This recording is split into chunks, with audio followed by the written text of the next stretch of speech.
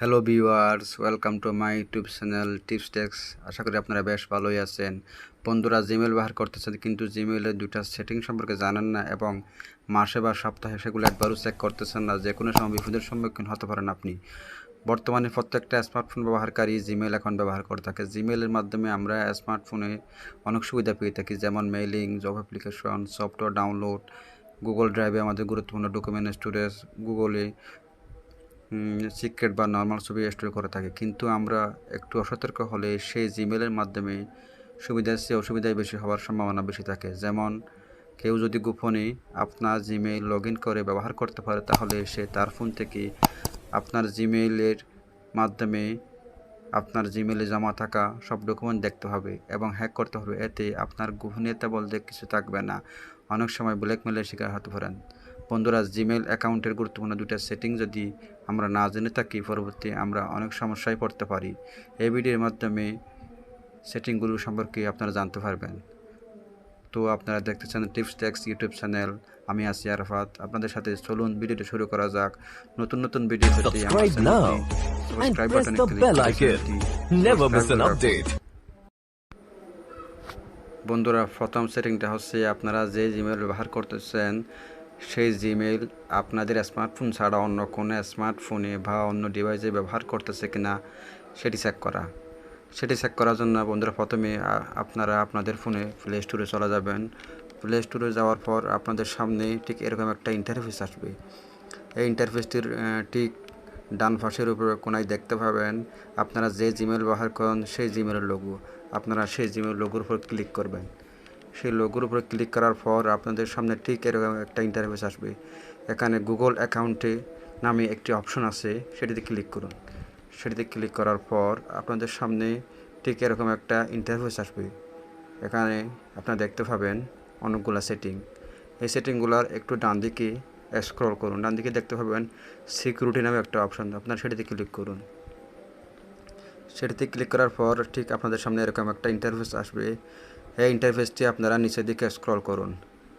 নিচের দিকে স্ক্রল করার পর আপনারা দেখতে পাবেন ম্যানেজ ডিভাইস নামে একটি অপশন, আপনারা সেটিতে ক্লিক করুন। সেটিতে ক্লিক করার পর একটু লোডিং হচ্ছে, এরকম একটা ইন্টারফেস আসবে। ইন্টারফেসটি দেখতে পাবেন আপনার জিমেলটি কোন ডিভাইসে ব্যবহার হচ্ছে বা চলতেছে।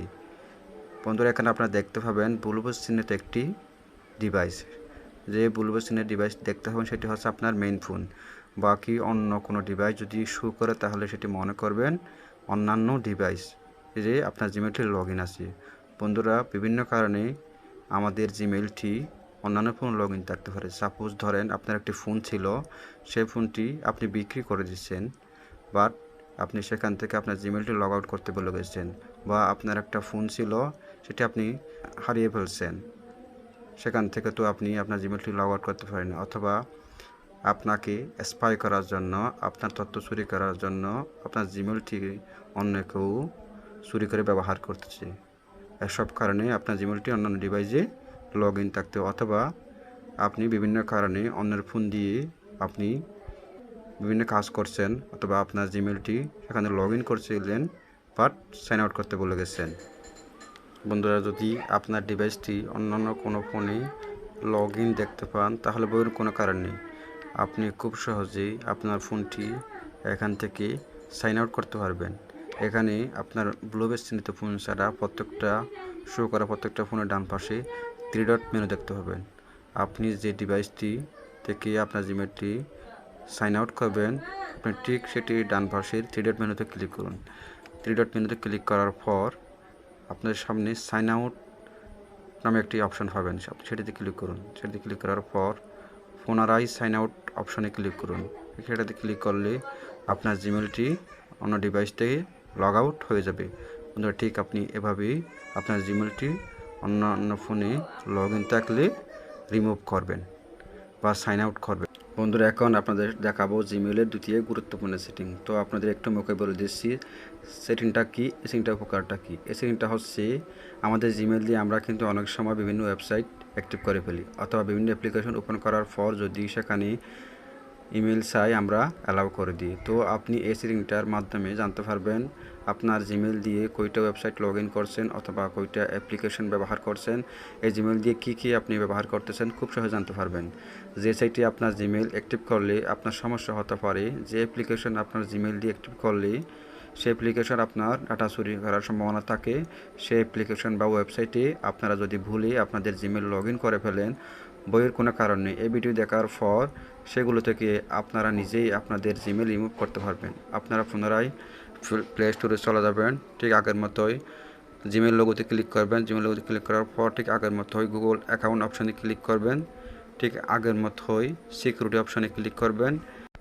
সিকিউরিটি অপশানে ক্লিক করার পর আপনাদের সামনে যে ইন্টারফেসটি আসবে সেটা নিচের দিকে স্ক্রল করুন। নিচের দিকে যাওয়ার পর আপনারা দেখতে পাবেন সাইনিং ইন উইথ গুগল, সেই অপশানে ক্লিক করুন। সেখানে ক্লিক করার পর যে ইন্টারফেসটি আসবে সেখানে দেখতে পাবেন আপনি আপনার জিমেল দিয়ে যে ওয়েবসাইট বা অ্যাপসে লগ ইন করছেন বা অ্যাক্সেস করছেন সেগুলো এখানে দেখতে পাবেন।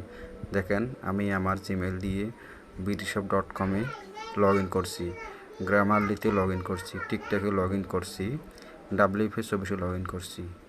বন্ধুরা, আপনার যদি মনে হয় যে ওয়েবসাইট বা অ্যাপসে লগ ইন করছেন সেগুলো আপনার জন্য ক্ষতিকর অথবা আপনার যে ওয়েবসাইটে লগ ইন করছে সেটা আপনার প্রয়োজন নাই, আপনি সেখান থেকে আপনার জিমেলটি রিমুভ করতে চাচ্ছেন, সেখান থেকে রিমুভ করার জন্য আপনি যে ওয়েবসাইট বা অ্যাপস থেকে আপনার জিমেলটি রিমুভ করবেন আপনি সেটাতে ক্লিক করুন। সেটাতে ক্লিক করার পর রিমুভ অ্যাক্সেস নামে একটি অপশন পাবেন, আপনি সেটাতে ক্লিক করুন। সেটাতে ক্লিক করলে একটা পপ আপ মেসেজ আসবে, সেখানে ওকে অপশানে ক্লিক করুন। ওকে অপশানে ক্লিক করলে আপনার জিমেলটি খুব সহজে সেই ওয়েবসাইট থেকে লগ আউট হয়ে যাবে। আপনাদের ঠিক দেখেন সেটি লগ আউট হয়ে গেছে। ঠিক এভাবে আপনারা যদি কোনো ক্ষতিকারক কোনো ওয়েবসাইট বা অ্যাপসে যদি লগ ইন করে ফেলেন তাহলে ঠিক এভাবেই সাইন আউট করবেন। জি, তো বন্ধুরা, এই ছিল আজকের ভিডিও। আশা করি এই ভিডিওটা থেকে আপনারা অনেক কিছু শিখছেন। এই ভিডিওটাতে দেখে যদি আপনাদের একটু উপকার হয় অথবা ভালো লাগে অবশ্যই ভিডিওটাকে লাইক দেবেন এবং চ্যানেলটি সাবস্ক্রাইব করে সাথে থাকবেন। ধন্যবাদ।